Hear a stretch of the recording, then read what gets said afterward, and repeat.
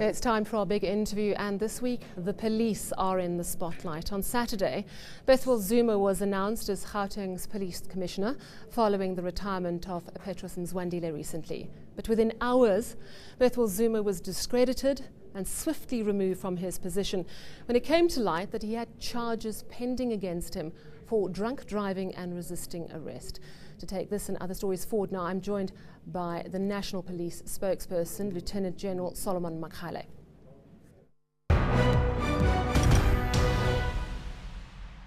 Thank you, Mr. Makgale, for joining us in the studio this evening. First of all, I want to say that we have to applaud Ria Peerge for acting so quickly. She didn't dither, she realized a mistake had been made, and she acted really, really quickly. Thank you very much. Indeed, she acted swiftly. She has been true to her commitment to ensure that the people that work for the South African Police Service are people of high integrity. So she's chosen this path, and her resolve remains intact, and she wants to make sure that we achieve the turnaround that she has embarked upon. So Bethuel Zuma didn't tell anyone that he was facing charges when he knew he was up for this top job? The issue is that there is a form that one is supposed to complete within 24 hours when you know that you've been criminally charged. So that you make your commander aware. The commander then will... He never filled out that form? No. He didn't declare. So there was no way it would have shown up on a police, sort of a staff record? Yes, on the staff record, but however, we do have other systems in place that could have been used. And I think the point that one should be making here is that General Zuma had been in the employ of the organization for nearly 20 years. He is somebody that had over time developed a relationship of trust with the employer. So in terms of our processes, the National Commissioner is required to check two things. She's supposed to check if General Zuma has got a criminal record, and he doesn't have it. She's supposed to check if General Zuma is facing any disciplinary charges, and he wasn't at the time. But why didn't it show up on police records? You say there was a form he was supposed to fill out, but at the same time you're saying there are other checks and balances in place.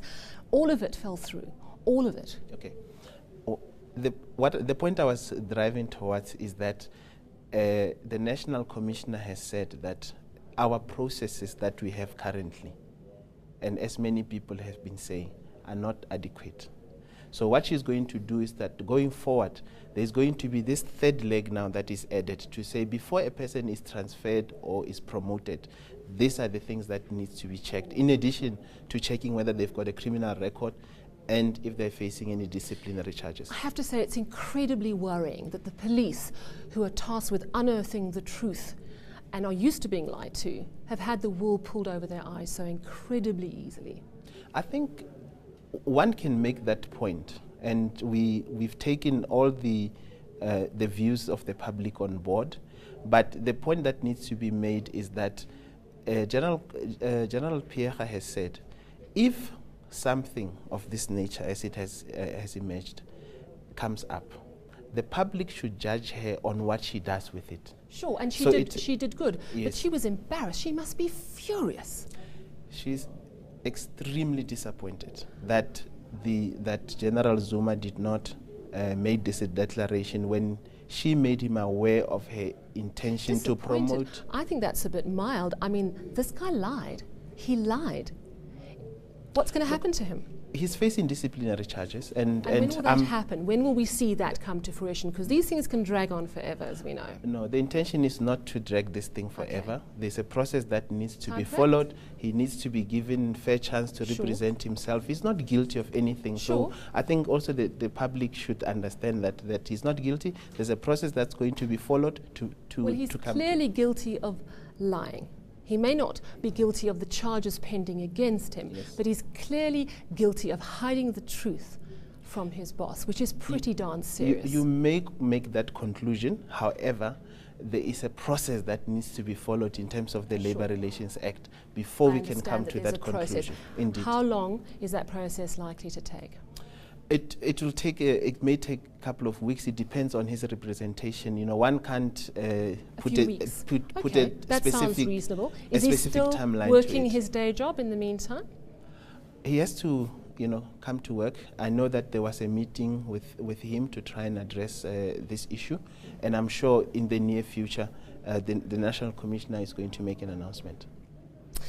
I think what's worrying is that this might not be a one-off, and the police don't necessarily know. You've already hinted at problems in the system, that it's difficult to pick up pending cases. Sure. But the recent audit Yes. on convicted criminals who are working as police officers Yes. was extremely worrying. Now, obviously, Bethuel Zuma didn't show up on that audit because he hasn't been convicted of Yes. any criminal charges. Charges Indeed. are pending against him. We completely get that. Sure. But it is extremely worrying that 1,500 cops have criminal records. You have a problem of criminality in the police force. How soon are you going to sort it out? I think the issue is that the National Commissioner said here's an audit that she found was in process, that was being done. She then said, let us work hard to make sure that it's completed as soon as possible.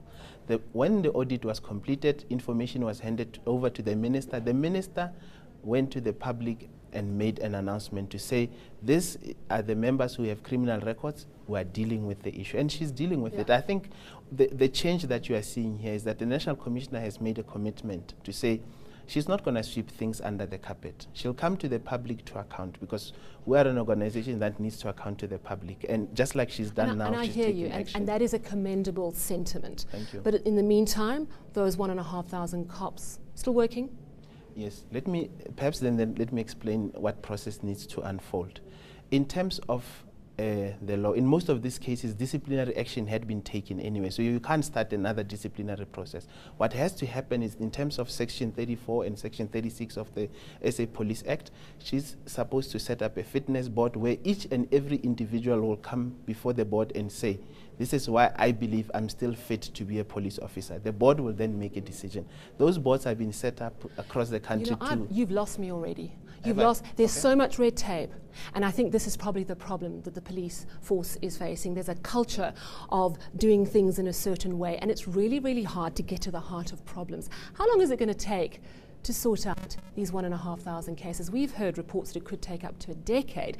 I just see Ria Pierre being wrapped in red tape, trying her best to sort through all of this, trying to change this culture of arrogance, because I'm sorry, I think it is arrogance that Bethuel Zuma thinks he can get away with something like this. Let me help the public understand this issue. The issue is that when you have a criminal conviction that happened in 1980, that happened in 1990, and at the time management chose to do nothing about it, the General Pierre is on board now, and she's saying this issue needs to be dealt with. However, there are laws in place that one needs to follow. I don't think it will take decades, but remember that if you are not happy with the outcome of the fitness board, you are entitled to, as any citizen, to take the matter to court. So people can do that. There's a process. Yes, there's a process to be followed. SAPS says that Ria Pierre should resign, because I think one of the tough things about being in the top job is, even if it's not your fault, you still sometimes have to carry the can. Has she actually apologized for this bungle, and should she? What she has done, she said she's heard what the public is saying. The public is saying, General Pierre, in addition to all the processes that you have, add another layer that says you need to check whether the person has got a pending criminal charge, and she's agreed to do it, in addition to the swift action that she's taken. So she doesn't need to apologize, in your view? I think if we try and focusing on the apology, on whether she's embarrassed or whatever, I think we're missing the point. Okay. The point is, there is an issue. Has it been dealt with, or has it not been dealt with? She's dealt with it. All right, then let's deal to a real challenge. Let's talk a little bit about Manenberg, yes, where the cops seem to be over their heads. Premier Helen Zille says bring in the SANDF. In fact, maybe we should recall them from the DRC and send them down to Manenberg, because it sounds like a war zone. Children can't get to school. I know the cops have come in and helped them get to school, but the conviction rate for murder in that area is very low. It's around 10% of murders are actually solved and people are convicted. Surely the cops would welcome the SANDF coming in and helping them to free them up, to actually investigate the cases?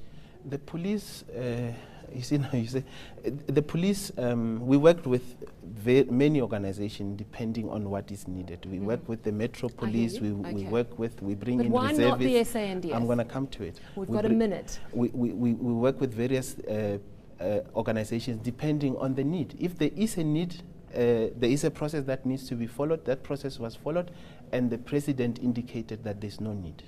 My concern, we have said that the situation is currently under control. I'm not sure it is. If children can't get to school easily. Children are going to school now. Yeah, because there's an extreme police presence. Okay. But you know, I think one of the dangers of cops potentially being out of their depth is a Marikana situation.